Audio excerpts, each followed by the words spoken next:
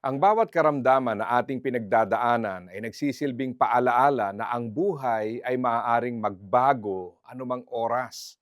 Hindi man natin hinihinging magkasakit pero alam nating parte ito ng buhay sa mundo. Ang panahon ng karamdaman ay nagiging panahon din ng pag-aagam-agam. Kadalasan kasi dahil sa karamdaman, parang ang daming bagay na hindi mo na matiyak kung paano na. Meron ka bang health issue or issues na pinagdadaanan? Ang hirap, di ba? Nag-iibang takbo ng buhay dahil sa mga ito.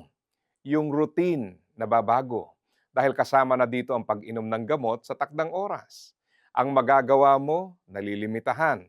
May mga bawal na ngayon na dati naman ay pwede. Ang budget affected din. Kasama na rin kasi sa regular na budget ang pambili ng gamot. Malamang may suki card ka na rin sa drugstore. Malaking adjustment talaga ang pagkakasakit.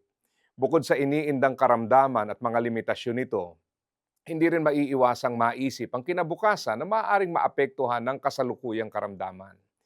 Maraming tanong kagaya ng paano na o kakayanin pa ba at may mag-aalaga pa kaya? Mga tanong na habang iniisip mo ay parang lalong nagbabaon sa iyo sa kalungkutan. Sa gitna ng lahat ng ito, magandang alalahanin ang Salmo 73 verse 26. Manghina man ang aking katawan at isipan, kayo, O Diyos, ang aking kalakasan. Kayo lang ang kailangan ko magpakailanman. Totoo na madaming nakapanglulumong karamdaman ang pwedeng mangyari sa ating katawan na patuloy din sa pagdeteriorate.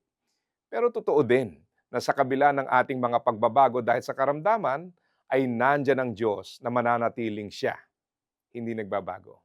Ang kapayapaan at kagalakan sa buhay ay hindi natin pwedeng isandig sa kalusugang walang katiyakan. Ang mga ito'y tanging sa Diyos lamang matatagpuan. At kapag sa Kanya tayo sumandig, malusog man o may karamdaman, siya'y siguradong maaasahan. Kaya, asa ka pa.